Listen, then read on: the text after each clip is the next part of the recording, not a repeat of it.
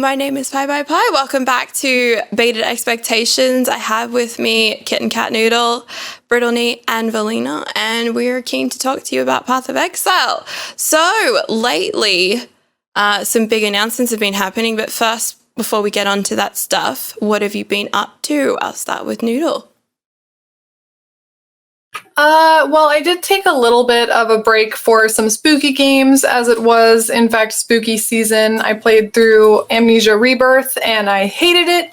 Not because of the game, but just because of the concept of playing a character that's pregnant. Hated it. It's so gross. Literally my worst fear. It was really bad. Also played some Alan Wake, which I really liked the story, but I'm really bad at shooting things, so it was a little tough. And then now just getting back into PoE, and, you know, trying to stay alive in more ways than one. That's a vibe. All right, Vel, how's your last few weeks been? What have you been up to? What have you been playing? Well, I have decided to try to make a self-cast Spark character that has aura assistance. And so far, it's been going pretty well, except today I learned that minus 15% all res is still super scary, and I should not just treat it like it's nothing, because I lost a very juicy map. And I have been practicing on, I don't know, I've been taking some crazy pills, because I'm like, let's just try that gauntlet race that Ziz is doing. Let's just say Weaver is my arch nemesis. I'm not a fan, and you know who else is a nemesis? Hillick and Brutus and Merville. Every boss ever. Every boss is kind of a nemesis. You know, actually, facts. And yeah, that's been that. I've been practicing for that. I made a little practice league, and that's been something. And the new Apex season came out, so I've been playing that too. Doing a little side Apex streaming, you know, just a little bit. Nice. Yeah, I want to try out the new season. I like the new map has like heaps of grass. It's all green and lush, beautiful. And it looks like a massive vibe. Definitely much more so beautiful, optimistic than the desolate wasteland of the previous map. True. Oh, I hate that place. And BK, what have you been up to lately? I've been mostly bouncing between a bunch of different builds, kind of like a kid in a candy shop. This kind of happens in leagues where we don't have like a definitive in-game beyond just print money. So like Legion was kind of like this, and some of the other ones that are kind of set up that same way were like, and it's not a bad thing, but having the currency to revive old builds and try new ones is kind of how I spin leagues like this, especially in like the second half of them. Made an ice shot, did I, for running Heist, and made a less AoE scaling Impale Reign of Arrows champion. So we had like 26 arrows landing in a one AoE unit area that all impaled and did stuff. It was fun. Nice. And I'm trying to dust off an old favorite, which is Ellie Scourgero, because I have a big beefy Watcher's Eye that basically makes up for all of the shitting on bow builds that GGG did back in 3.9. Like, this Watcher Eye undoes all of the nerfs of the past and like brings the numbers back up. So maybe play a little. That's Scourgero, so cool. have some fun. It's just sad that it takes, that crit hatred, attack damage, precision, Watcher's Eye to make up for it, but hey. Yeah. If you tried to sell it, would it be worth a lot?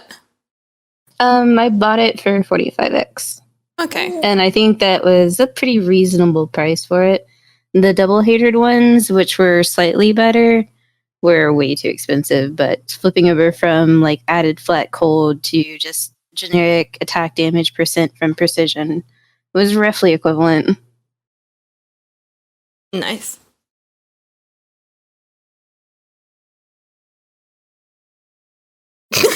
I've actually been doing a...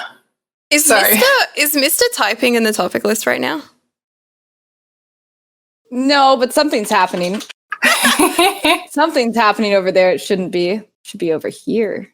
Okay. All right. I was just gonna say, BK, I've actually been doing a pretty weird build that my friend Stygian made, and I thought you might appreciate the goofiness. So it's an assassin, and it's Winter's Orb, cast while channeling Anomalous Ice Spear, but it's full, well, not full, it's 98% fire conversion because we're using the replica cold iron points, so +3 on each to cold damage, or to cold spells, but then no cold damage, using a pyre with catalysts and Avatar of Fire. So it's like the weirdest. I like it. Yeah, he makes really ridiculous builds, and it wasn't too expensive, but you're talking about the Watchers, I was like, oh yeah, I'm doing like a weird build as well. But it's been a lot of fun, like trying to make Winter's Orb as good again as it was by basically making it fire. Yeah. Nice. Is that your second build of this league, or have you done some other stuff in between then and now? Yeah, it's the second build. So we just got, I think I'm like 89, so I'll probably be looking at doing another one soon. But I haven't really looked into making too many of my own. Flame Wall Fireball was just too powerful. If you make something that works and is fun, you don't have. What is the pressure to. Mathel is the one who makes like 20 builds a league. We don't all have to be Mathel. True. Don't we, though? Don't we? Yeah, okay. The way to beat Mathel is to be the same as him. Sure. I'm just going to get really good at rock climbing, and that's how I'm going to win. Really good at cosplay, really good at rock climbing. Yeah. Yeah. Yeah. I'll just take one of the things and I'll try my best. Love it. Okay, I'm not really going to spend too much on myself. I have really not been playing a lot of games lately. My real life has taken over. Yeah, so the video game side of my life has just been a little bit of Among Us and a little bit of PoE. But yeah, I've been following the news fairly closely. I do want to come back to the league itself, though. I think there's a fair bit to talk about still. We were pretty hard on it last episode, maybe pretty hard on it most of the episodes because it sort of fell short, and I think it's because the concept itself was built up really, really well by GGG, not even just in the marketing stuff, but like everything that they said about it during Harvest, during the Bay class, which had Chris on it. They were like, this one is going to blow you out of the water. And I don't know, it's still kind of missing something. Noodle, do you want to talk a little bit more about what it's missing? Well, besides obviously all of the functional issues with Heist, they have trickled out some content and just blatantly omitted other content that they promised as early as their initial patch notes. So one thing that they didn't do is tell us who the boss is of the ring. And while, okay, I guess that's okay. Wait. Now I'm going to make a conspiracy theory video about it, or we could just be like, oh, it was Kurai all along. That's frustrating. They never told us? Not after the twins? Mm-hmm. I've done every unique contract. I've done every contract there is. You don't know. No. In addition, they promised 2 contracts for Nanette, who I personally think is the most interesting character story-wise. One is a Green Quest contract and the other is a unique contract, and they just haven't addressed it at all. Whereas with other content that they've released, trickling out content, they've said, oh, this contract's coming up, or oh, the levels for getting this contract are being reduced for the twins, for example. And it's just not coming out. I tried tweeting at them, and that, I don't know, I don't want to like harass them, but it's super frustrating because they're starting story threads that aren't being finished. They talk a lot about the Marraketh and this new introduction of the Faradun, which are basically the babies left in the desert to die. Yeah. And now they're like, oh, hey, there's a whole group of people that takes up these babies. And Nanette is one of them. And it's like, wow, that's interesting. And then she has 2 contracts that they tell us about that they have. Literally, they have the contracts and all of the dialogue. If you look at the updated PoE lore document that the guy does on Reddit, he has the dialogue for the contract in there. Like it's in the game, it's in the metadata. I don't know why it hasn't been released. And her contracts are supposed to like prove the validity of the Faradun and find out the history, and it's just not there. And it's really frustrating that they give us these promises, even if it's stuff that most people wouldn't care about. But So- who knows? There could have been unique items tied to that contract. There could have been. When you do the contract itself, does she not say that dialogue? There's no contract.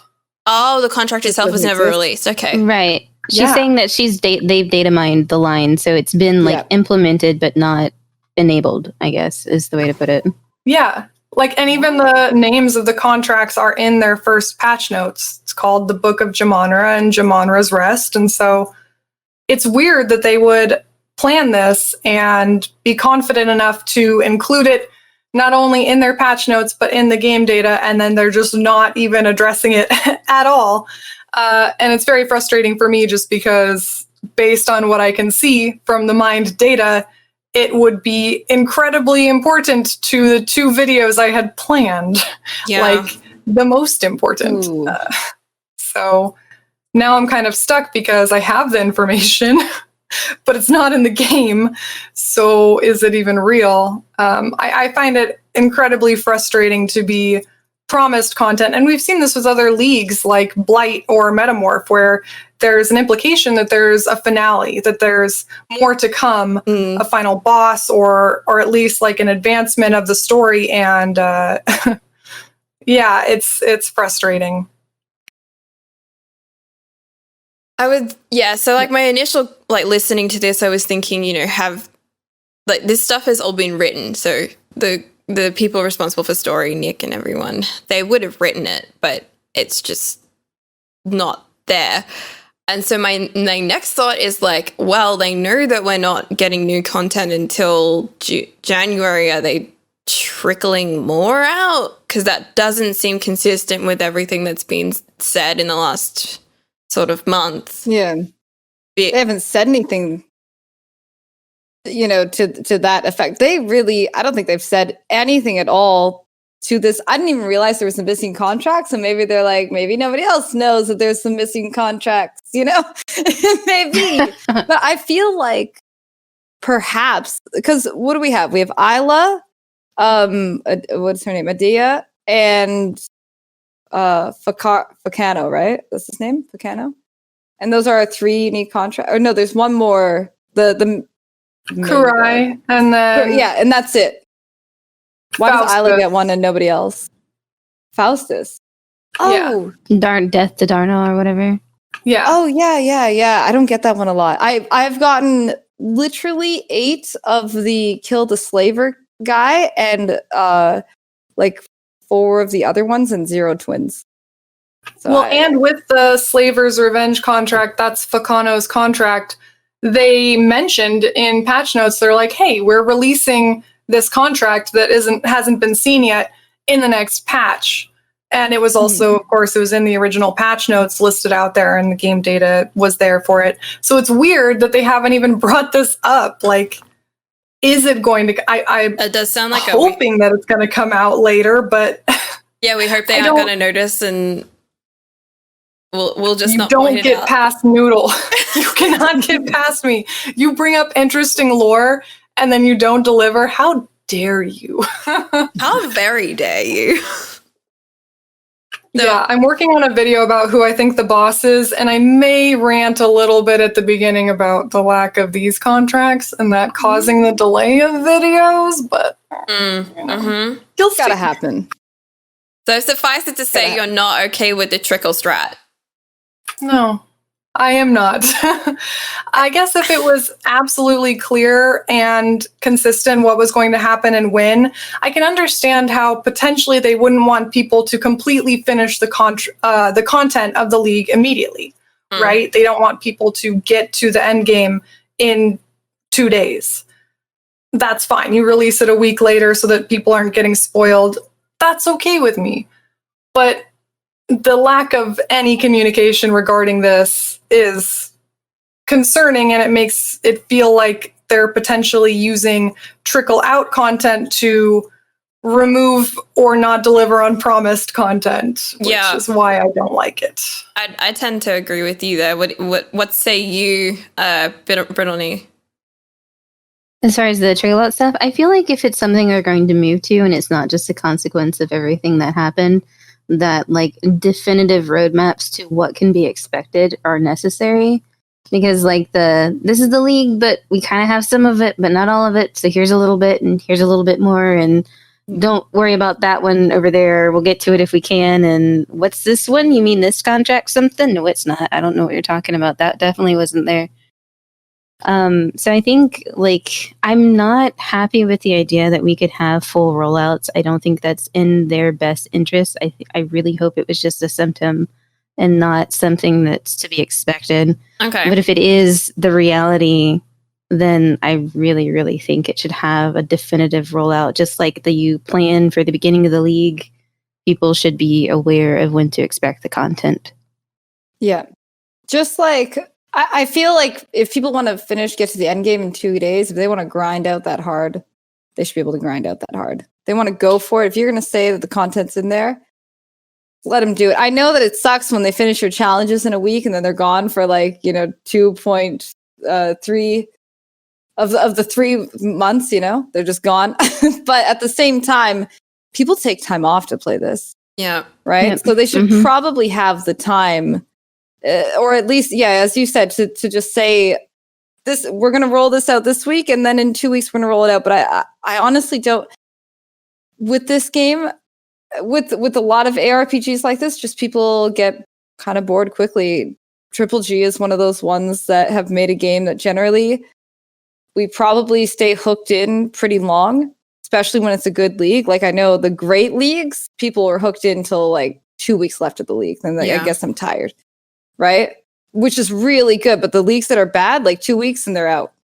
They're out. I think there's a vast majority of people that do sort of do the content and then dip, and I attribute that to just more of the cycle more than anything, because there are some of us that play this game for PoE no matter what, we're here, and there's other people that approach new leagues sort of as if they were picking up another game from either Steam or a shop somewhere or something like that, where it's got it's free to play, but if you choose to support them, it's $60. So that $60 should, as far as other AAA titles, should supply anywhere between 40 and 60 hours of content, depending on that's kind of the standard for what you would expect out of these sorts of things.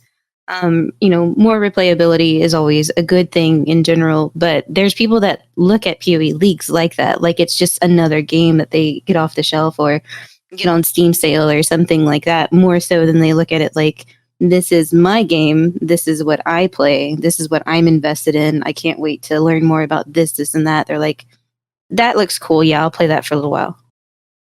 And so I think by doing a rollout system, they're going to lose a vast majority or alienate that entire demographic. And it sucks because they're not long-term users and they want to have more, less up and down and more constant numbers. But those people are also responsible for the spike as far as sales numbers in general and otherwise. So it's to alienate that demographic. It just seems not worth it. I'd rather them tone back leagues and release everything at once than have bigger leagues released over time.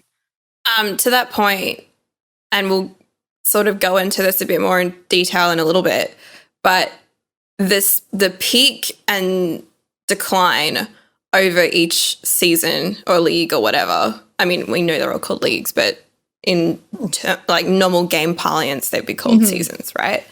That comprises their business model. Chris has openly acknowledged that they front weight all of their marketing and everything around a league launch. So yeah, to your points, I would say yes. The trickle out is just a product of this year, and it's not something that they can do long term.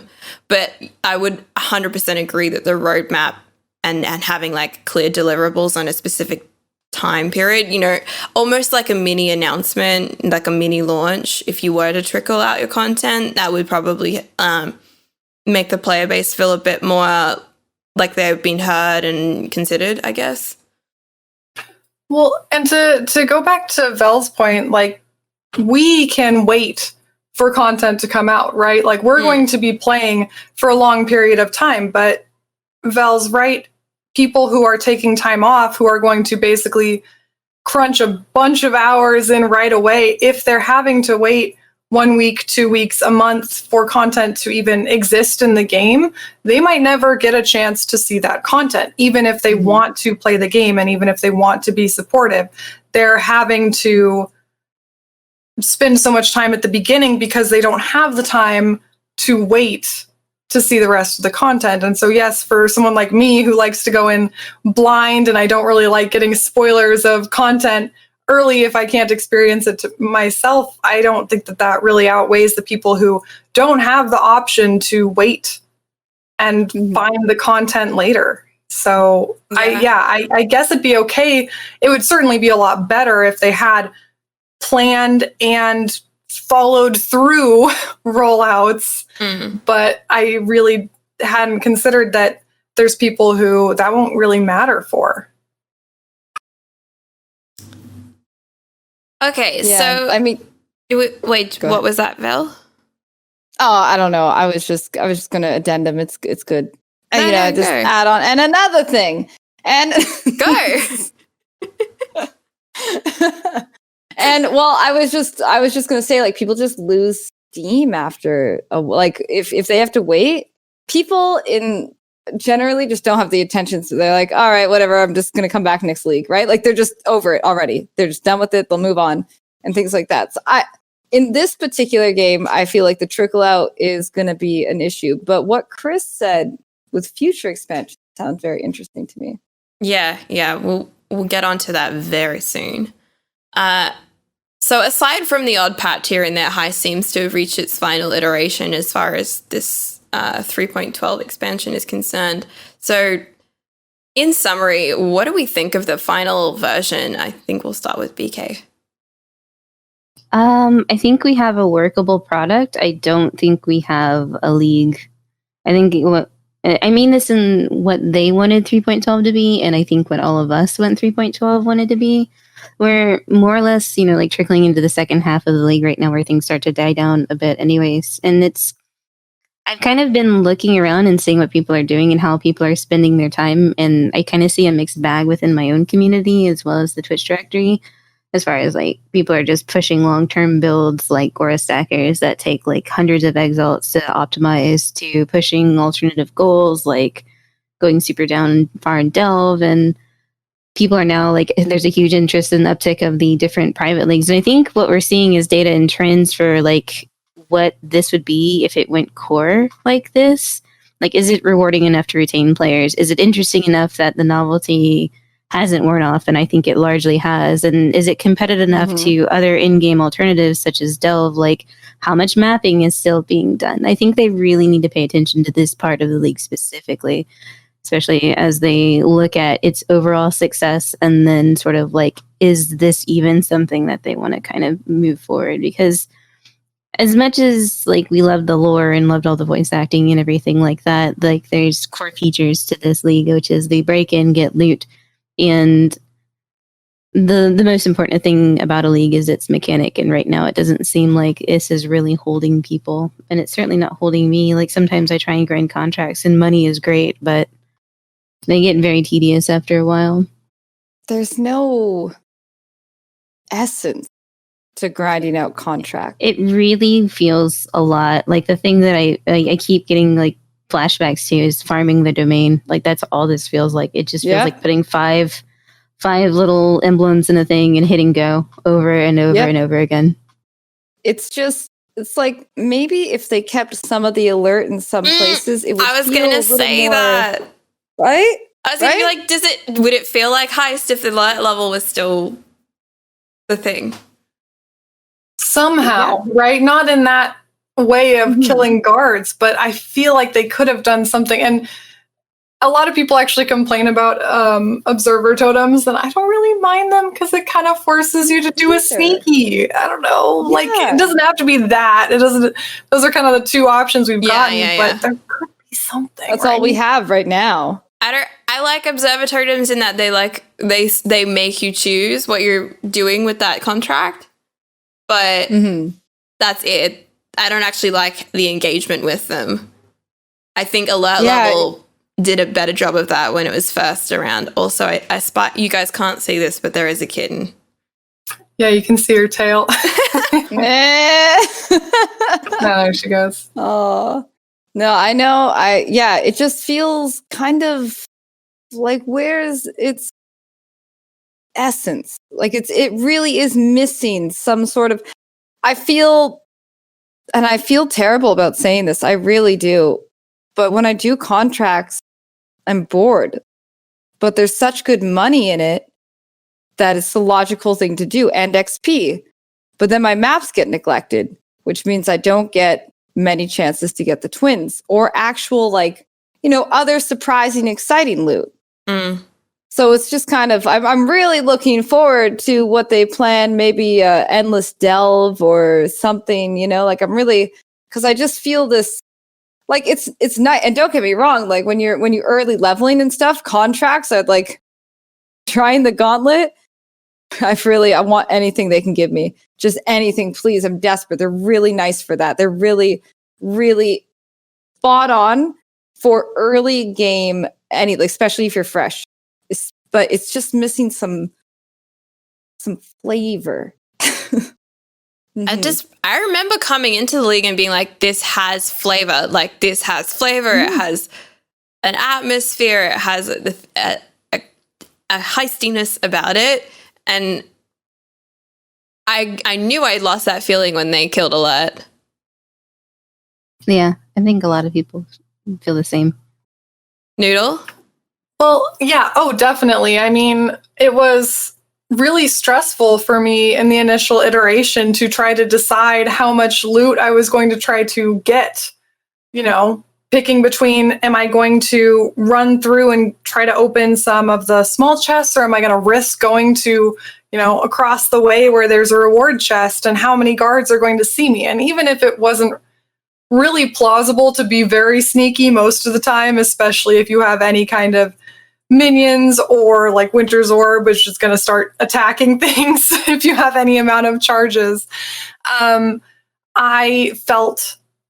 It felt intense, and I also personally think that having some level of alert would have helped with the economic crash caused by being able to open every single box in a heist. So not only did I find it more fun because it was stressful and it was suspenseful, but when you did get good rewards and managed to get out, it felt good. Yeah.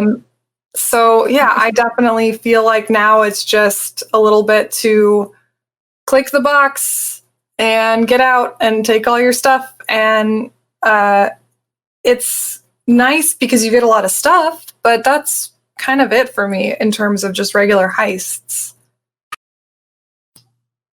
I would have to agree. Like, it was kind of nice to have access to that sort of adrenaline rush that normally is only found in playing hardcore.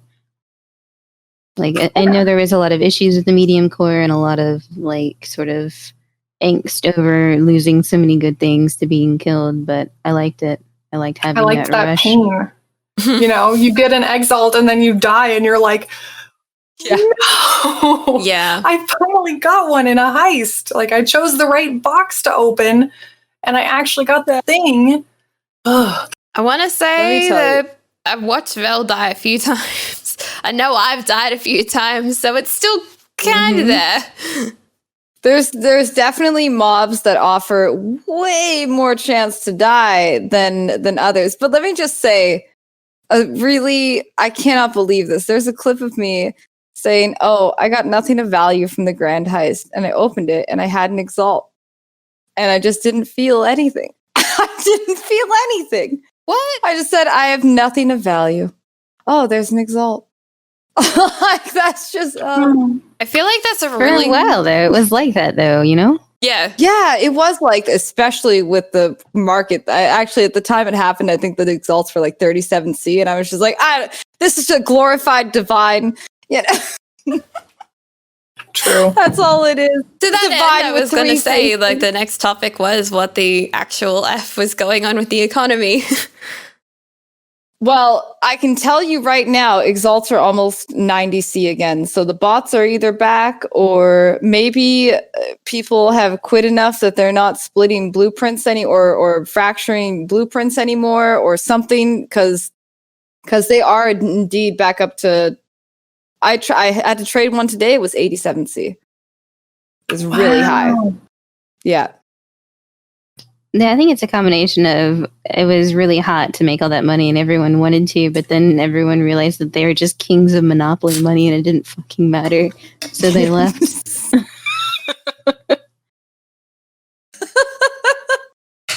On that note, I kind of saw I don't there must be posts about this quite often in Reddit, but I did see a big rant about somebody who was like the mirror, there's people who control the mirror market, and if you list your mirror for less than what they designate the price as, they'll like message you and try to pressure you into listing it the same price to not like devalue or overvalue their stuff. And there was a whole thread of conspiracy theories about it. Oh, Lord. And did it all point back to MP and the gang? No, I didn't even see a mention of MP at all. I'm surprised because that man, he makes a lot of mirrors. It's very impressive. So I'm surprised because, Yeah, I'd be curious to see where he factors in, because if he lists a mirror for sale, I don't think anyone can really pressure him into. I would like to see them try to pressure him into that. Did you guys happen to witness his posts of just deleting how much Exalt? Because he could. He deleted a mirror off stream. I saw him comment that. He deleted a mirror and like some Exalt on stream. 980, yeah, because he can, So I'm surprised the conspiracy theorists were not like it's. That's probably what fixed the economy, honestly. MP just deletes a bunch of exalts, and now the economy is balanced. Yeah, that's the trick. That's really funny to me because, well, for one, I just learned there's a mirror mafia, and that is that's what it was called, actually, the mirror mafia. Really? I love that name. I have to say, I love it. I just assumed from, your description, I was like, oh, that's the perfect alliteration. But what's funny about what you just said, Vel, is that I didn't realize exalts had gone up. And because of how cheap they were, I was like, I guess I could just throw exalts at things for no reason, just craft like crazy. And like the other day I bought a 6-link essence, crafted it, exalted it. It was pretty decent. And I was like, let's go double corrupt this. Poof. Nothing. Didn't care. I was like, oh, that's fine. Whatever. Got a ring, had one like stat missing, throw an exalt on it. It's garbage. Whatever. Now I'm like, Yeah, I mean, I honestly think that was one of the strengths of the economy being the way it was. It was it was a Metacrafter's dream to be able to get exalts and stuff for that much. Because, locking something, scouring it, then multi-modding it was 120 chaos, 150 chaos, which is super cheap. So you could, it was like, that meme where it's like, we want this, we have this at home, this at home. It was like, you want harvest crafting. You have harvest crafting at home. Harvest crafting at home is 30C exalts with multi-mod. That was the way to kind of control your crafts this league. Was, all right, well, this is kind of close enough. I can lock and scour and multi-mod it because it costs like no money. There we go. Not only that, you bring up a good point because that may bring the thrill of crafting, the gamble that you desire, while not being insanely expensive. Now, I know they said they're going to bring back Harvest, but I just thought about how great metacrafting is for that feeling of like, I could hit it right now. I could just hit it. I could just hit it. Yeah. Yeah. So, you're absolutely, it was really great for metacrafting when it was at its lowest. Yeah, honestly, I love gambling in this game. It's one of the things that keeps me going. It's just volleying and nulling and then rolling things. Don't like gambling, but I felt okay to do it now because they were so cheap. So not as such a loss if you missed it because you get more. Yeah. Now it's like you woke orb something. Oh God, Harvest, please come back. I need you. I got to get rid of this trash mod. Yeah, I really hope.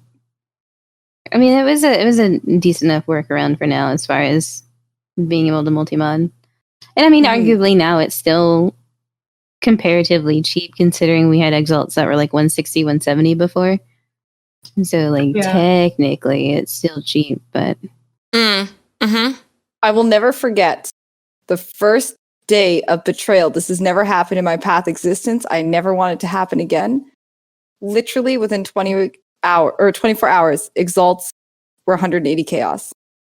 I never want to do that ever again. So I do remember that. God, it was bad. Yeah, it was so bad then. I don't know what it was a very exciting league launch. So there was a lot of players, right? So a lot of exalts were popping and everything. It was so bad though. Like, but yeah, maybe if anything, that shows us that we should petition Triple G to bring down the cost to a few divines for certain maybe suffixes can't be changed or something instead of a full 2 exalt.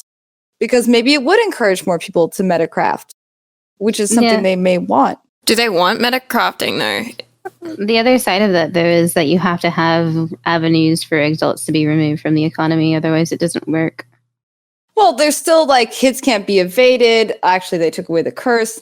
There are like a couple things that they can use for exalts, but I'm just thinking you're like multi-mod itself could stay the same, but certain like suffixes can't be changed. I think is 2x and it's kind of crazy. Hurts me. Just looking at the tantrum about the spookers. Anyway. Look at all them spookers. There's a lot of spookers in chat. All right.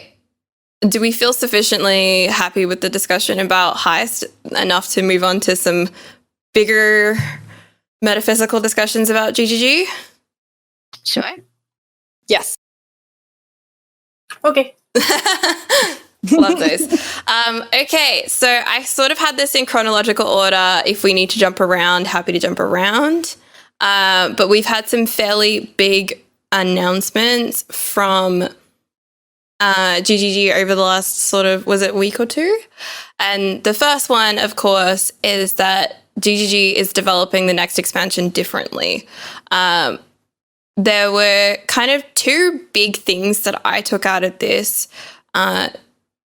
Was feature creep and change management. I don't know if anyone remembers, maybe they do, but I feel like I've been ranting about this since COVID kind of hit, which is like if you're going to try and keep talking about change management, keep talking about having to work from home and how hard that is on your business and how it makes everything suffer, like the rhetoric and the attitude of the company, the attitude of GGG in general has been, woe is me, this is being inflicted upon us. And they're not taking like an active role in shaping that change. And so when I saw this post and when I saw even Beck's comment something alluding to this post prior to the previous episode of Baited Expectations, I did feel a lot of hope reading about this because it needed to happen. I'm sorry that COVID sort of brought it to a point where it needed to happen the way it went about happening, but I think it's ultimately for the good of GGG. But what do you guys think of the sort of the changes about how GGG is developing 313? Yeah, Vel? Oh, I was just going to say that honestly, they add a lot of fluff. Like, it's not even bad fluff. It's really good fluff. Don't get me wrong. It's like really good. So one thing I know about Heist is they gave us different alt quality gems. I don't think there's any reason lore wise for alt quality gems, but they're super fun. No. There's right? No, I can confirm no. Okay, so there's nothing lore wise but alt quality gems. So there's not, no Meligaro testing it out on there's nothing, but it's really fun. But there's it wasn't necessary. It's like extra stuff to throw in the game, and it was cool. But we already have the replica uniques. We already have trinkets. We're already getting prime things. Or we don't even have to get the prime things. We can just get delirium baubles and whatever from the trinkets and currency, etc. So that could have been like its own other league with its own other lore. And I think a lot of us would be really happy if there was a cool boss behind like cool gem, for example. So I like the idea of them like driving home the things that we all really like. We want relative, like pretty smooth starts. We can't expect it from such a big game. We can expect it to be kind of smooth, because Triple G is. I feel like we had a couple problems, but their launches have been overall okay. I feel like we expect not the worst. Less crashes. I expect, yeah. Well, exactly. This is one of the case in points where it's like there's so many crashes, there's so much things. It was just like an overflow of stuff. So they could even take their overachieving ideas, which I love, and just make a whole other league as long as the league is engaging in some way. That may be asking a lot of them, though. Hey, just design a league around the other thing you want to put in the game. You know what I mean? I may be asking a lot, but at the same time, I think it's a good idea. I think overall it's a good idea to really hone in the things that ARPG players like about Path. I think well. It's the scope thing. So in this post, they specified that they were like limiting the scope of an expansion to not include essentially what I put down to be pet projects from devs that didn't actually have anything to do with the league itself. And as you were talking, and you were talking about alt gems, I'm sorry, I do want to hear from Noodle and BK on this topic, of course, and we will get to you. But I just wanted to say that I did have like my rants about cluster jewels not being tied to Delirium. I'm like, was that a pet project that just got shoved into the league? Is that it? Is that the thing? Like, are we coming full circle here? But yeah, I think Noodle was about to say something on this topic, of course. Yeah, I completely agree. I mean, I think for a few leagues now, it's just felt like they're adding way too many extra things, and you have to wonder if that consequentially makes the actual league mechanic and content itself suffer because they're focusing on so many different things. Because yeah, they have alternate gems. They also have the replicas and the experimented base types. The replicas, to my knowledge, actually do have lore, not necessarily related to the ring, but like they have some lore to it. Like there's a group of scientists all working together, and actually they have very funny flavor text. I don't know if you guys have read any of the flavor text, but it's basically things like, test subject put on this helmet and his head caught on fire, so please don't put on the helmet, or like try not to shoot lasers at your fellow scientists with this, like all this kind of goofy flavor text, which you could say, that's related. It's still a tangent. It's not directly related, but it has some relevance. But I do think it's just that they keep putting in so many things. I mean, alt gems, replicas, and experimented base types, and then the additional modifiers like the enchantments on gear. It's too many things. We could probably just have one of those things and still be like, wow, that's great. That's a lot of, because there's so many items and there's so many gems. And like for cluster jewels, there's so many notables. Like just one of those is impressive enough, and we don't even necessarily need it. So it's funny that they were like, oh, patch notes will probably be shorter, as if that's a bad thing. Yeah. So now I don't have to get drunk to read them. Yeah, I don't have to spend 30 minutes reading aloud on stream.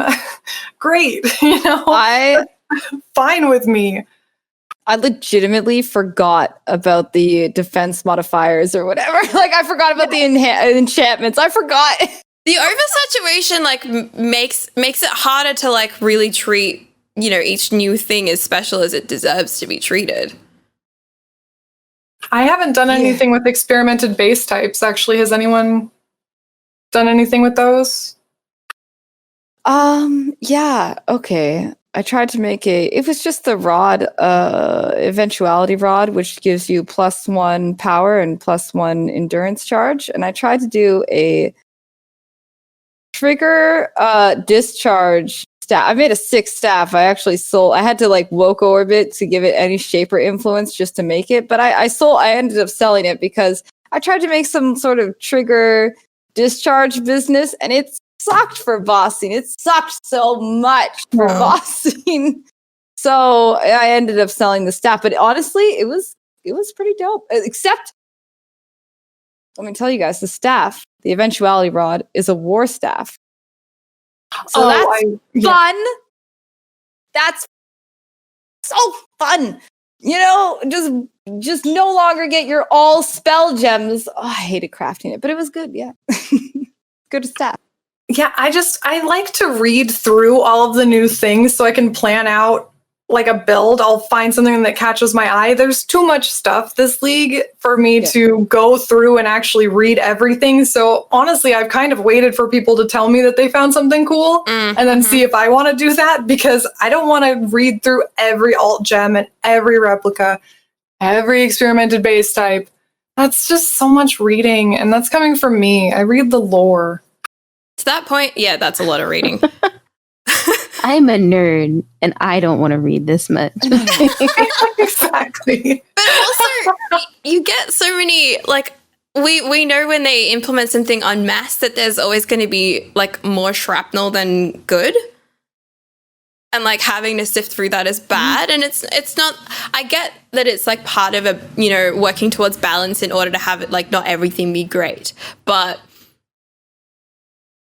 when the assumption is there's going to be, like, this much good stuff and this much bad stuff, and it's really a lot of work to figure out which is which, I'm just going to let someone else do it for me. And I don't know if that's a great attitude. I want to feel like an active participant, right? There are things in Path I can't feel like an active participant in. People are making builds that I'm like, how does this even work? Like Noodle's flame dash totem situation. I would look at that and be like, this looks like gibberish. Yeah. I wouldn't, like, there are certain things you just... All right, we will circle on over to Brittleknee for her take on the developing of the next expansion differently.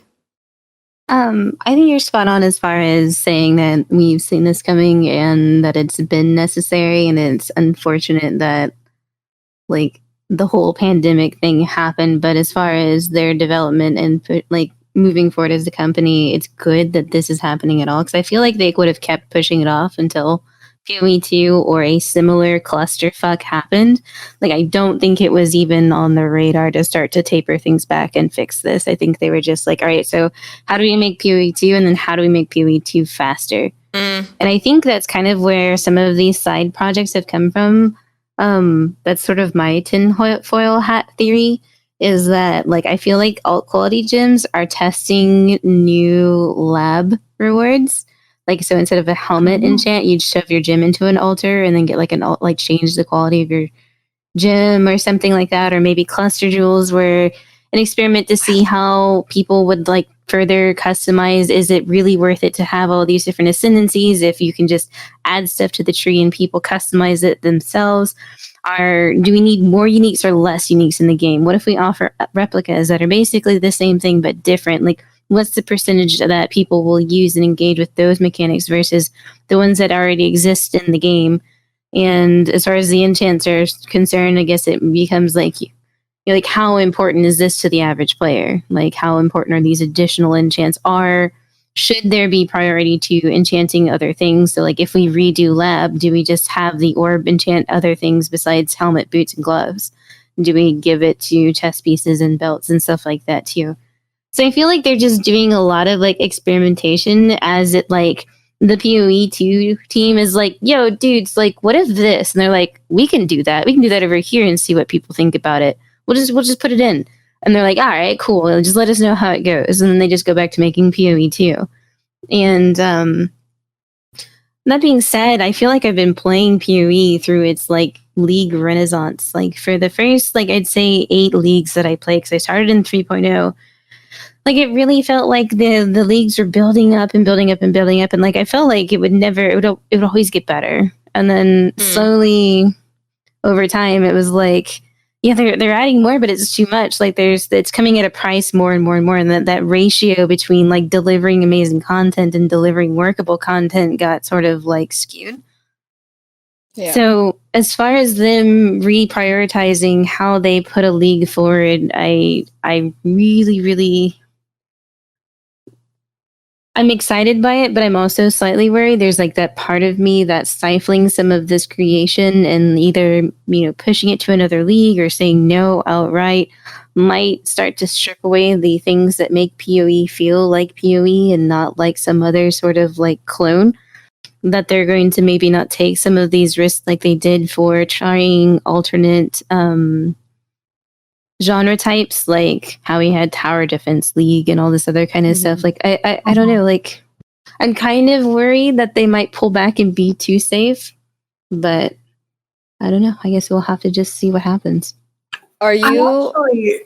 I'm optimistic of your interpretation that this is some kind of study to see what people focus on and whether or not people will like a potential addition for either new leagues or PoE2. But if this is a study, they just got too many damn variables. Like, you need to cut it out. Like, you need a control and a variable, and that's about it. Because, like, you mentioning lab enchants working for more than just, your helm and boots and gloves, I love that idea.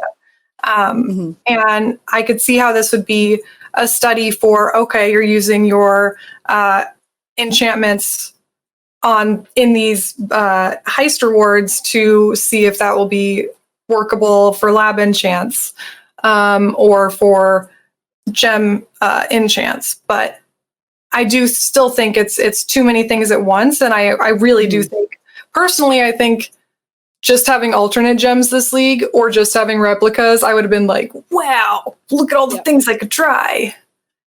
Yeah, I think like replicas and base types probably could have been everything, because it's like kind of what you're sealing. You're sealing these things in cases and getting out. So it kind of makes sense that, because it's like the whole part of the heist in general, like when you sneak in, you got the, this jewel or this artifact, and you've got the fake, and then you switch them out, and then you run, except it's like reverse because you're leaving with the fake instead. But like it kind of fit in already, like the idea of the replica, and that's what we were stealing. I don't know. It fits the best with the lore for sure. And I hope that I do hope that what they'll take from this is not to stop doing these kind of experiments with what people react to, but just reduce it to one or maybe two. Probably one. Honestly, one. I'm gonna stick with one per league. I am secretly mildly concerned, now not so secretly, mildly concerned that by this lowering of their wanting to do their ambitions, right? Because they want to do so much. What if we get like Metamorph leagues, but without the Conquerors attached to it? Now, Metamorph was really fun, but I think most of that was fun because of the Conquerors as well. Like, I love having a Metamorph at the end of my map, but I don't think I would have engaged me as much. So that's my one concern. It's like, what if it just becomes Metamorphs and, as you said, as somebody in chat said, blights, and, just, it doesn't, there needs to be something more. Yeah. My cat is attacking my work binder. Give me 1 second. Okay. You go Get rescue that work binder. I think my stomach just we have growled. different messages. You said rescue, I said get it. Uh-oh. Travesty. Okay. So I had a couple of points that I pulled out specifically from this announcement from Chris. I don't know if you guys got a chance to look at the second doc that I made. Anyway, I did see it. I have it pulled up. Oh, cool. Okay. I think the things that I took out of it was like this idea of complacency. So I think we did sort of brush over it before, which was, we knew exactly what we were doing, is actually the words that Chris used.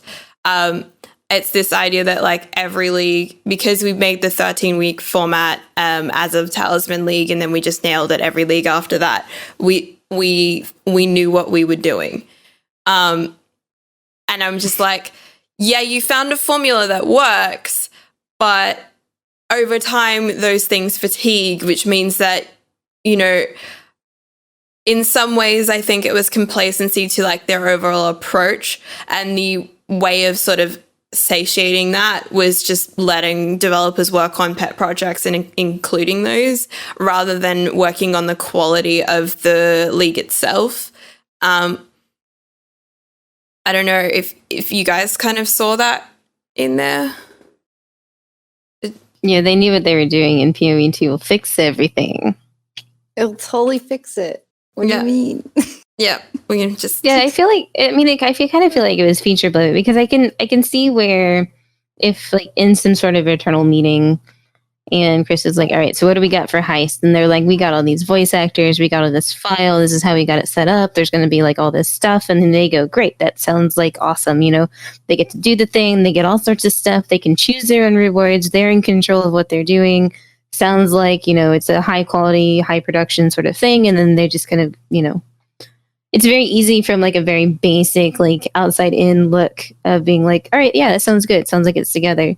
And I think that this sort of like change from, well, I wouldn't even say change. I kind of feel like that attitude is evident with some of the interactions that we get with, or from Chris rather, because we're not really interacting with him. We're just getting words from him. And I think that was sort of like one of the things that in the second follow-up one, which I guess we'll get to with the clarification and all that other kind of stuff, where it seemed a little bit more personable. Because I think understanding that you have a problem and then just being honest about it, and then also outlining all of that is like moving steps in the right direction. But as far as assuring a player base that some of these problems aren't going to repeat requires a humility that I don't think we've quite seen. As far as, and like, I feel like we got some of it. I feel like we got a good chunk of it, but I still feel like there's some indignance that there's nothing wrong, you know. Yeah, around the lack of acknowledgement of bugs. It's really like the language in all of the posts is inconsistent, because in some parts they're like, we want to launch a league that's pretty well polished, and we know that if we don't, it is to the detriment of, you know, our business and our revenue and our reputation. And then in the same document, I think it was, and this is in the third one, which we're not really up to yet, you know, saying that it was a shit show, like literally saying it was a shit show. Yeah. It is wildly inconsistent. And that's not actually saying, you know, changes that we're making mean that we will be addressing that, you know, there will be less bugs. Right. And like when it finally was just like the no filter, like this is how it is kind of post, I was like, finally, like, Those yes, drop the F-worms, be honest about it being a the shit show. Like just fucking tell us, right? You know? Yeah. Those are truly the posts. That's actually the one thing I love about Triple G. The one thing I've always loved about Triple G is they listen to you, but they have their own opinion and they stick to it, and they're pretty honest. And I really appreciated that breath of fresh air honesty. Like, yeah, okay, this was a mistake. Noodle, these were our errors. did you have any thoughts? I mean, nothing that expands upon what was said. I do find it nice that they're finally admitting some things, because especially this league, it's felt like a lot of kind of forced positivity in how they're reacting to things, where they just keep saying, oh, we fixed this and we fixed that, but there's never really been any acknowledgement of the scope of the issues that people have had. And it's, you know, it feels like it's all addressing the things that they're fixing or that have gone well, and not really talking about the things that are still not going well or still not released, what have you.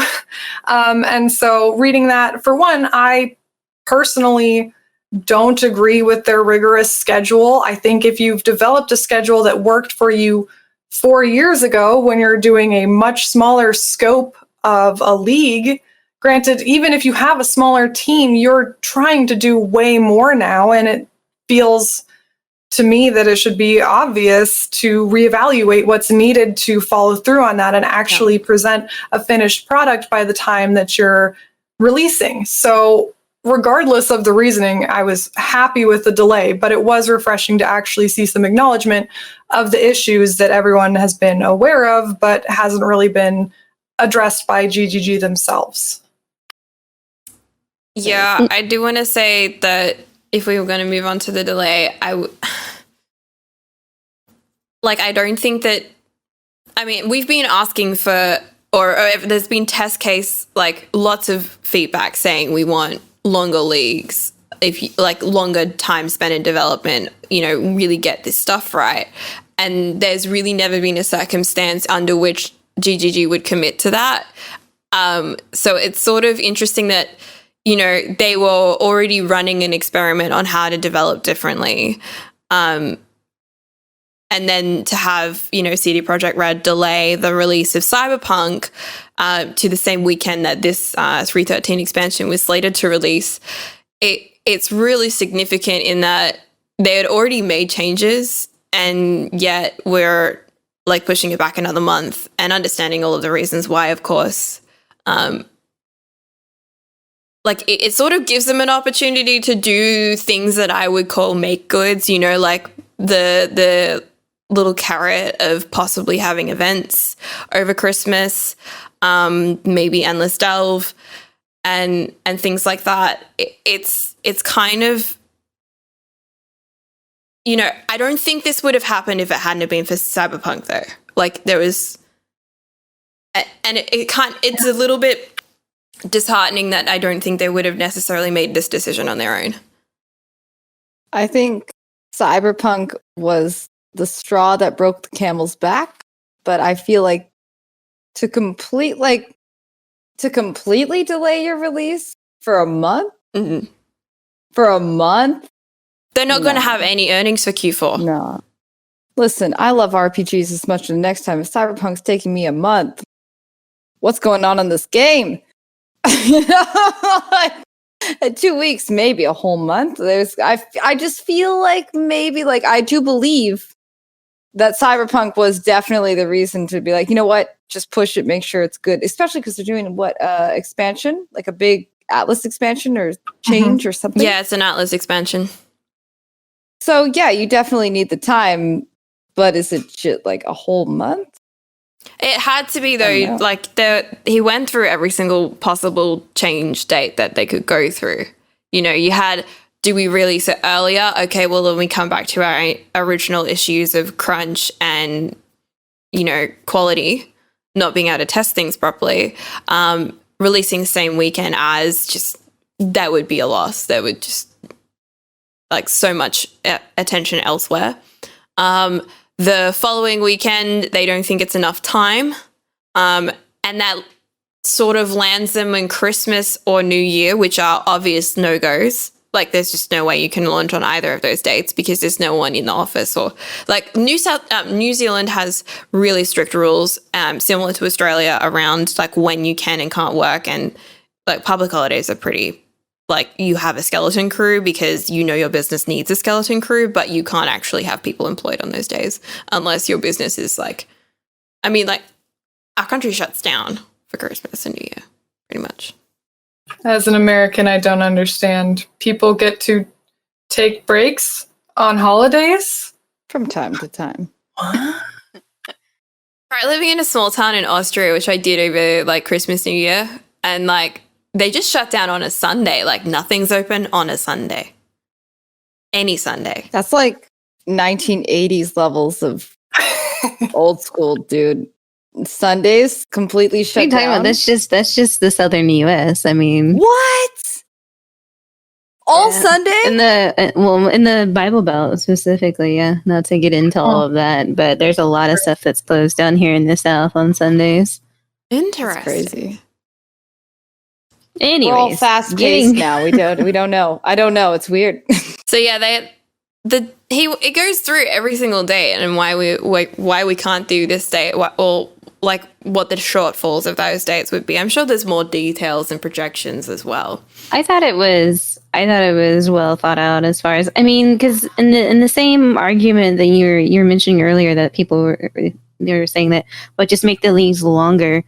I think the other side of this too that we've seen a lot of outcry for is like just get a legacy league out and then just fix everything in the meantime. Like that's been another kind of like counterpoint to that saying like make the leagues longer or do a legacy league and give yourself time. And so I'm really hoping that the month that is, you know, whatever they choose to do, whether it's endless delve or flashback or whatever, I really hope that they're able to optimize that time efficiently with the crew that they will have for the time that they do have them for. But as far as the delay being pushed a month, like logically with all the date downs, it does make sense. Then we have, I think the reason why is because they have data for this already with the co-release of WoW Classic. Yeah. Alongside, what was it, Blight League or something like that? They have data from this. They have a reasonable like expectations of what this will do to them financially. And WoW Classic was big, but it's not Cyberpunk big at all. There's a lot of, I don't know, there's a lot. This is something that I've personally been looking forward to since 2014 with the Bullets teaser trailer. Like I hear the song from that teaser trailer and I still get goosebumps, and it's been 6 fucking years. I'm very excited for this. I played the tabletop version growing up, which was Cyberpunk 2020. It was one of the first like tabletop books I like leafed through because it was my brother's edition and he left it for me when he went to college. Like this is a world that I've been invested and deeply like bonded to for some time. So the idea of running around inside of it and like being in this world that I only imagined is going to be so cool. That being said, like I think they can extrapolate the stuff from WoW Classic and understand like this is not a good decision. And it really sucks for people that play PoE for PoE and only want to play PoE and have no interest in WoW Classic and no interest in Cyberpunk. I mean, the holidays are a time where you yourself get time off and you get to just relax and wear your fucking pajamas for a week straight. No, not like change them, take showers. But you get to just play a whole bunch of video games, you know? Sorry. I had to laugh to the pajama joke. Go on. Well, that's pretty much it. I feel like it's unfortunate, and I really hope Cyberpunk doesn't delay again. Yeah. Oh, please don't delay again. I agree with what you're saying, Brittle, but the only thing I disagree with is they had WoW Classic from Blight, but WoW Classic is just a way most likely longer game. There's so much more to do in the grind just to get to tier 0 gear as a whole. So I just feel like that's why I think the month was a little long. I feel 2 weeks. Yeah, for sure. Because I cannot wait for it. But that's Christmas. Yeah, I think it's just because it dead ends into Christmas. Oh, That's the only reason. Really yeah. I feel like if it would have been just like the middle of the fucking year and nothing happens, like I think it would have been like a 2-week, maybe 3-week tops delay. But I think it's really just because of the Christmas. And like you want your employees, especially after a year like this one. I mean, we don't really need to think very hard to understand how much of a shit show this year has been. But to actually have the opportunity to visit family and go on a longer holiday and stuff like that, it's not going to be like get back on the 2nd or you're fired. Like it's like just take the time and fucking do you for a while. Because it's been hard enough already, And I thought reading that part of the post actually made me really happy. Like I'm glad. Yeah, it is the one thing that they do pretty well as a company is they do kind of look after their people. Yeah, I mean they've always seemed to. It's common practice in this region to have forced shutdowns over the Christmas New Year break, which is usually a 2-week period, and like 7 of those days would be public holidays, and then the other days are just what's left, or the other way around. I forget which. No, it's the other way around. You take 7 days leave, and you have public holidays dotted throughout that. Because we have like the 26th off, and we have the 1st off, and the 25th, and so on. That's like school's winter break, but for work. That's cool. Like my office is going to shut down, and I would say that the delay for me, I was a little bit sad because I like having, December PoE to look forward to. And I don't like that this is the circumstances that we're under, but I still think it was the best decision to make. It's kind of funny, though, that in his post, he actually said, for those of you who are sad about this, like, I'm sorry. And I'm like, I'm allowed to be sad. I'm okay with being sad about this and you making this decision. I accept your decision. My sadness has a little boundary around it where, you know, y'all make your decision and I'm not going to be angry about it or anything. But yeah. Honestly, I'm probably going to be playing Cyberpunk. I'm not quite as invested as BK seems to be, but I did really enjoy the Witcher series, so I'm ready for something from that company, and I get it. And personally, I don't need a reason for them to delay. I just hope that these delays give us a finished product. I think they have a lot of valid reasons to delay. I didn't need any. I'm like, cool, you guys take some time. You go finish some things and then come back to us. But Yeah. I've always said I would rather you delay and give me a quality product than push something out that you need bug fixes for and all this other stuff that I tried to put time into and it doesn't even work, you know?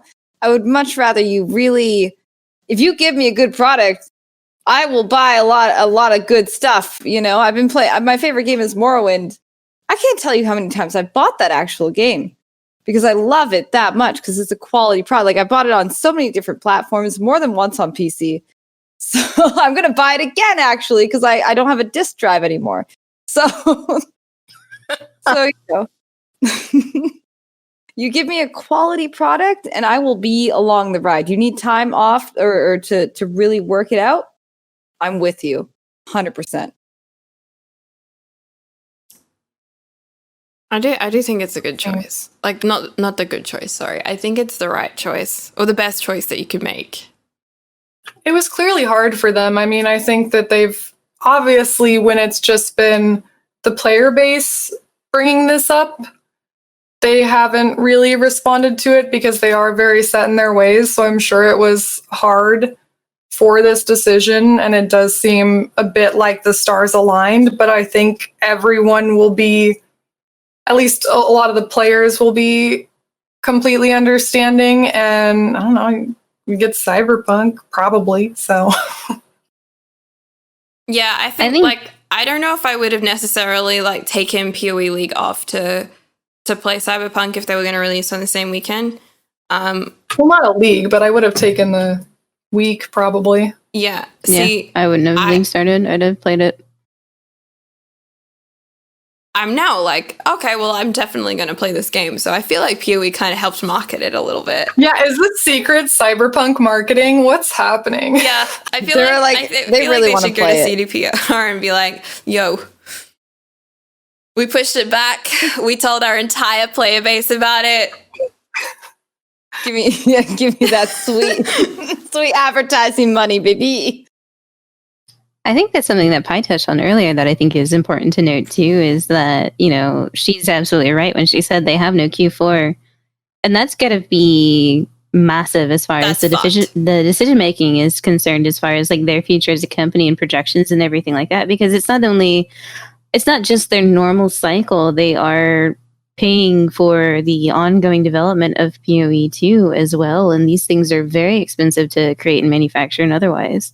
Hours and time and voice actors and all that kind of stuff. Like, not having income for an entire fiscal quarter, and then also while producing two simultaneous products of, you know, of the certain quality that we've come to expect.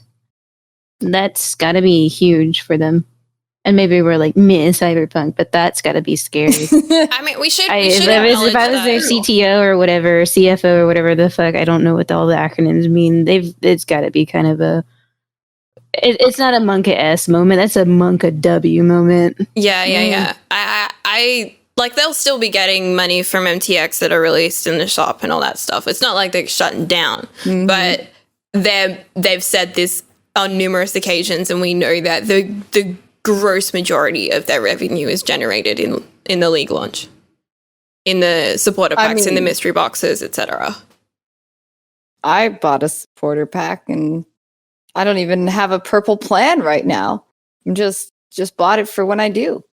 Because I will have a purple plan. I will have a purple whole situation and it'll be ready. Okay. I kind of need to know a bit more. What's a purple plan?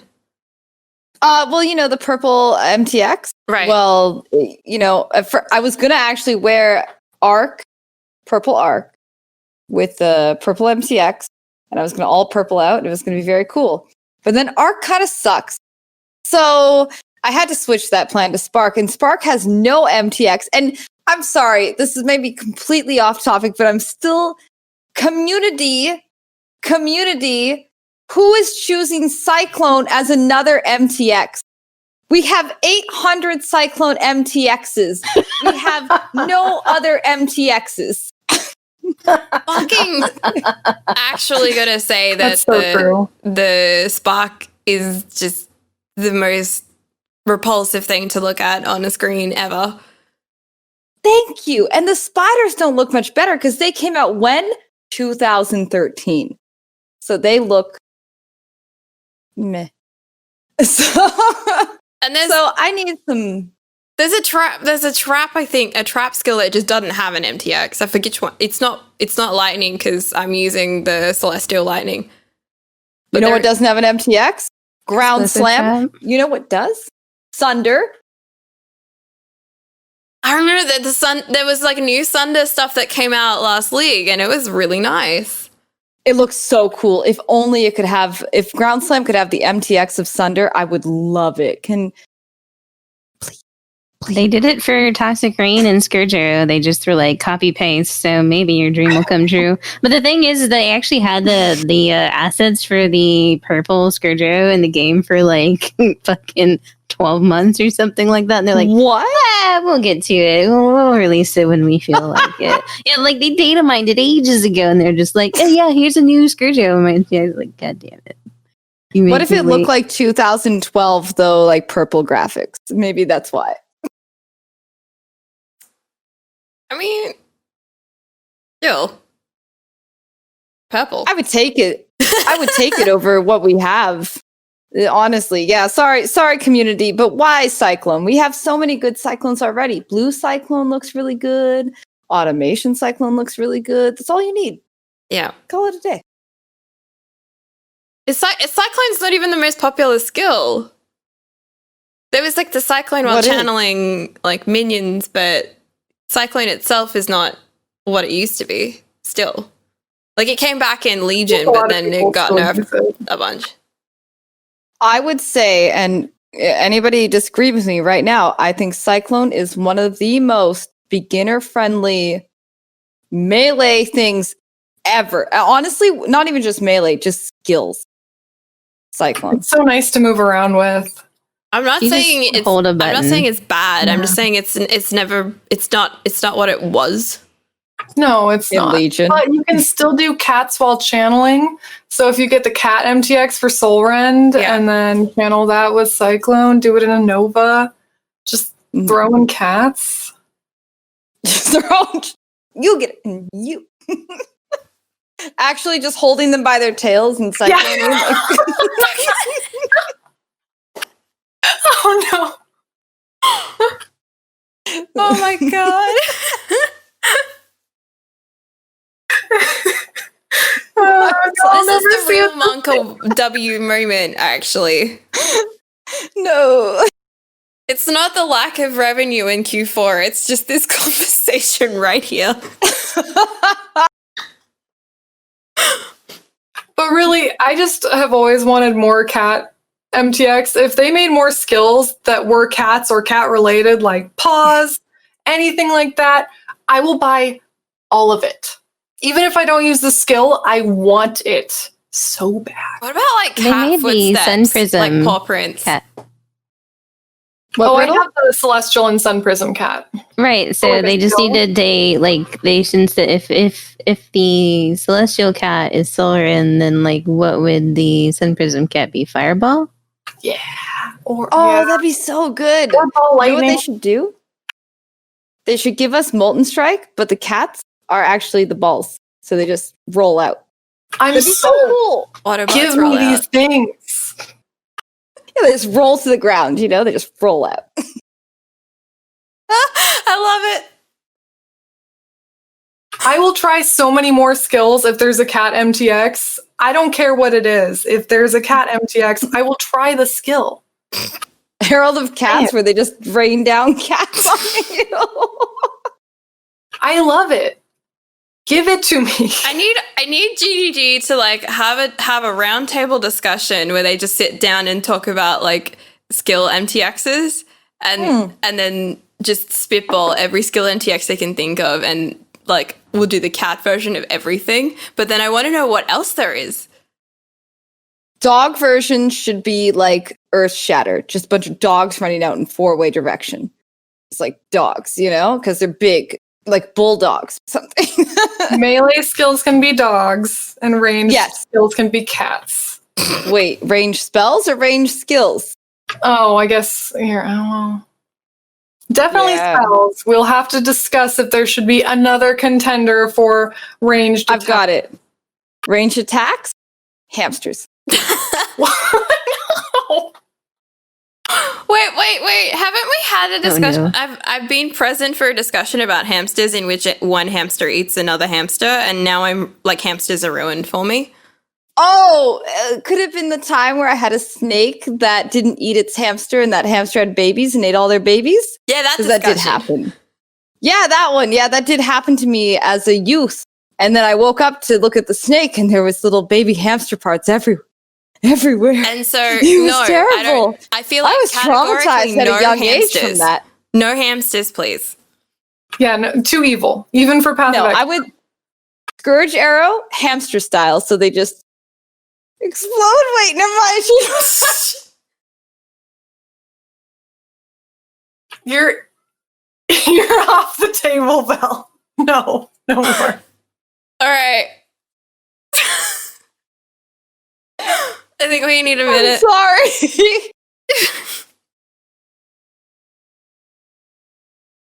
Oh my God. I'm sorry.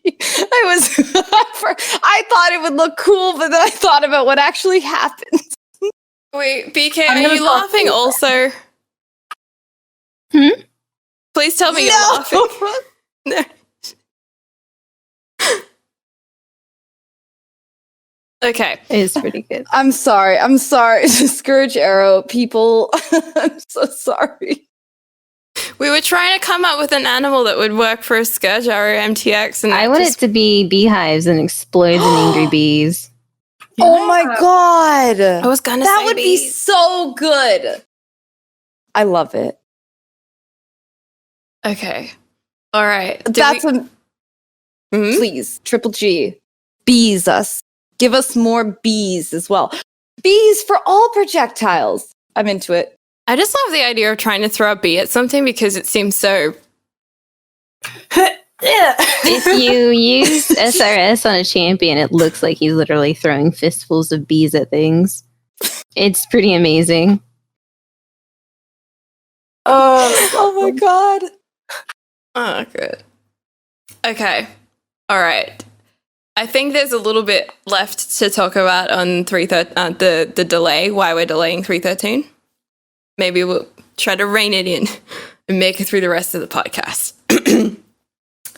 Okay, so observations on the 313 release. Did you guys have anything that you pulled out of it that was like, this really meant a lot to me besides the F-bomb and saying the word shit show?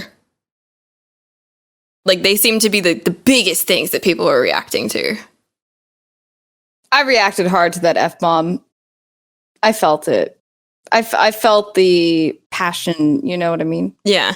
It's the honesty, really, because I mean, everything else was like very calculated, and this was just like, all right, you want the fucking answer? Here's your fucking answer. Yeah, it's kind of how it went. And I just the part that made me laugh the most were all the comments that were like, "Oh, he said the fuck word." Yeah, and there's like all these comments that were like, "I understand your passion, but was the F-bomb really necessary?" And what?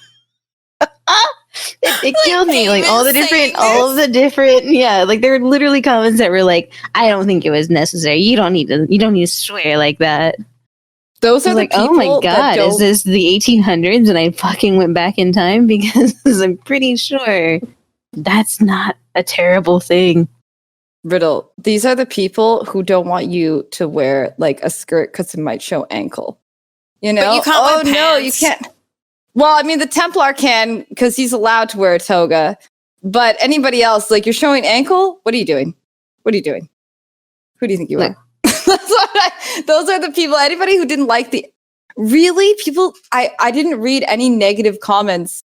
Like not really any negative comments other than the odd like person saying this is unacceptable. You know, that's all I saw. But generally, everybody did seem, as you said, really receptive to it. I think that's what we were all waiting for, or looking for, I guess is maybe the better word. Is we were looking for that type of communication. Yeah. And I think if we had gotten that type of communication, like when the league was a shit show, I think it would have gone a long way too. But I understand like press cycles and everything else when everyone's looking inwards and there's still like journalists keeping tags on how a certain league launch is going, etc. Like anything you put out as a company is then going to be then like redistributed and repopulated into however many different forms. But I don't know. I think we were all kind of looking for that earlier too. But I'm glad we got it at all, you know? Mm-hmm. Yeah. Okay, I want to, like, I pulled out a bunch of stuff that I thought was interesting about it. I can go through it like a list if you want. Sure. The first one was, like, I think they are incredibly lucky in the, was it 7 or 8 years now that they've been a launched and maintained game, that the only massive clash they've ever encountered was the WoW Classic one when you consider, like, 365 days out of a year. It's pretty lucky. Because I worked in the games industry, like producing content for sponsored streams and stuff for various games companies, games publishers, and they had like even within my own my own work, we had clashes of like releases happening on the same weekend. Sometimes it was deliberate, like picking, you know, a weekend to launch something because your competitor publisher was also launching something. And so, yeah, I think that was kind of like really lucky. The next question I probably would open up to the group because I didn't play so much of it. But WoW Classic being the thing that really showed them that they had like loss in numbers for Blight, like was Blight really the greatest league to measure? It was terrible. No offense. Terrible. Go ahead. Yeah, it was incredibly buggy, and there was especially issues with the Blight maps. It just had a ton of problems. I also don't think it was particularly compelling. I was definitely willing to give it a shot, even though I don't like normal tower defense games. And although I certainly liked it better than other tower defense games, I still didn't really like it that much. And then, yeah, finally getting to a Blight map, and that unique has a proximity shield, and it gives it to enemies around it. And now there's 8,000 monsters, and my map just crashed. I don't think it was, I mean, I'm sure it was combined as a problem, but I don't think that it is the best league to compare to because there were so many issues with the league itself. Yeah. BK, it took AFK Blight maps and Delirium to fix Blight. Because you don't do Delirium or Blight maps unless it's Delirium because it's extra monsters and more time. And then if you don't do the Blight maps unless you can just AFK in them. I am so bored of Blight. Like it's 5 minutes. Like I could spend 5 minutes in another map and not realize 5 minutes has passed. But in Blight map, every second counts. I've been here for 15 years. Sorry, that's Harvest. That's 100% the garden. It's both Blight and Harvest. Let me just say though, Blight now feels really good. You either get oils or a map, and that's nice. Yeah. It's nice to find, you know. I like it as an addendum to things that I can find in maps. So, but a whole league? I find my Blight, tinfoil. Sorry. Blight, as Your of Tim me Ford? playing in Metamorph League and any subsequent league, I've really enjoyed it, but I think I played 3 hours during Blight League. What's your tinfoil, Brittle? My tinfoil hat was Blight was a stress and calculations engines test. That's why they buffed poison and buffed minions and gave us all that density and was like, break the servers. And then all of a sudden, like some of the like other sort of major, not like engine side stuff, but other graphical stuff and whatnot started to slowly come creep around as a result from that league. That's It's certainly I like this theory. Yeah, it's a good theory.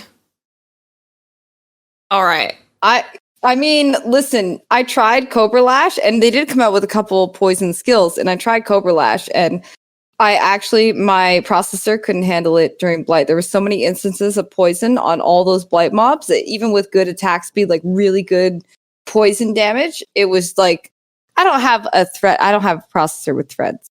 So it was a problem. It was a problem while streaming. It wasn't a problem off streaming though, and I would do Cobra Lash again. I really loved it.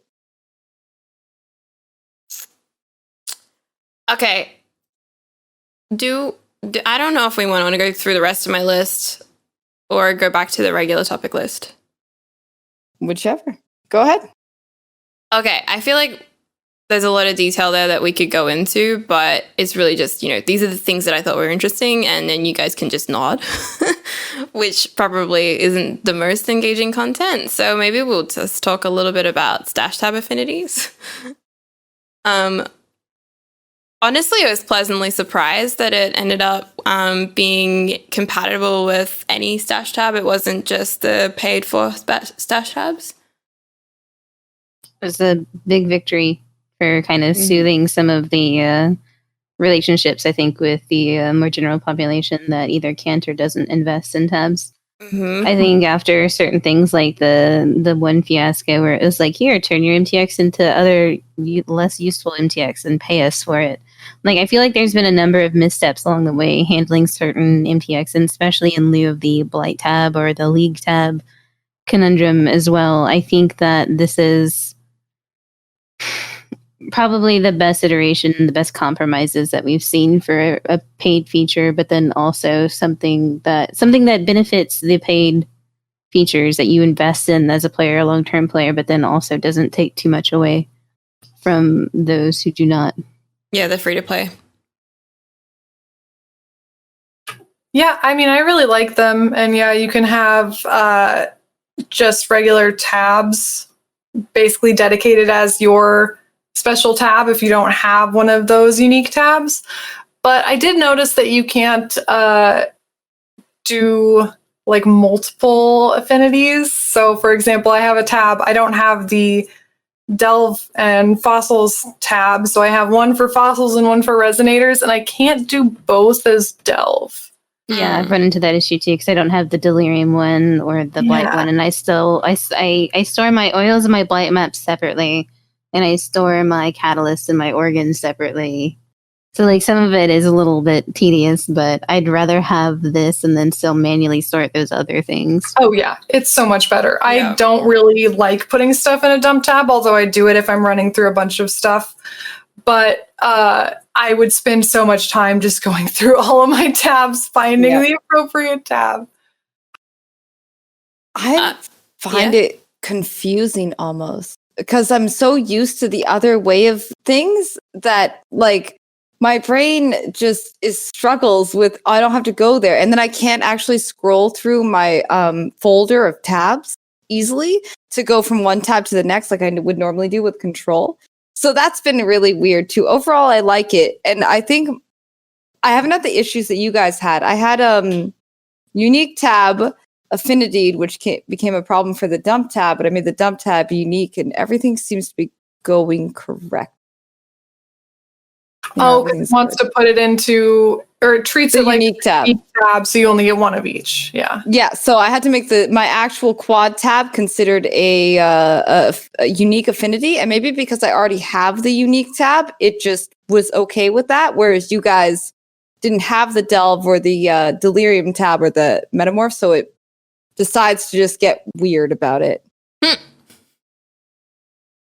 I think someone in chat said that if it's always the one to the left, it will prioritize. But from a starting point, it's good. It's No, that's definitely not finished, but that's true. it's playable. I think that's probably like the best part is that it it works. There's a couple of things that I've seen pointed out. The fact that you can't the fact that was apparently by design you can't put stacked decks into the currency tab. As long as it's my leftmost tab, I can. But it will just go into whatever tab I have open at the time. So if it's the currency, it does. If it's not, it goes in the dump tab by mistake. Yeah. Okay, well, I think that was a really good change, personally. What tab affinity would you like to see, though? They missed some, right? Prophecy. Prophecy one. Yeah. Especially since they dropped, so it's not just a matter of... Because before it was just you would seal them and then store them personally and then trade them, but now they just drop. Like, the prophecies just drop all the fucking time, so like Especially that from needs to be Heist. considered a league now. I don't Yeah, even, that's true. it's That's not even true. really a league anymore. It's more just like this is an item by itself. Yeah, you're absolutely right. It's like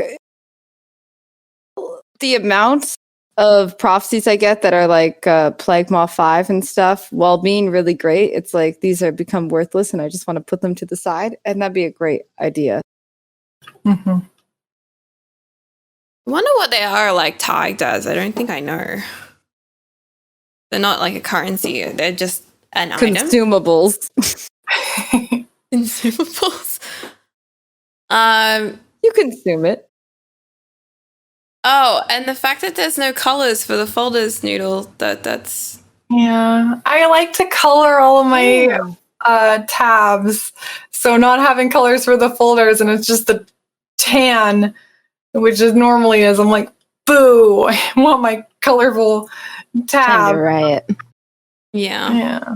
I think colors is tied to, like, you can't color code your like free to play tabs. You can only color code premium colors. True.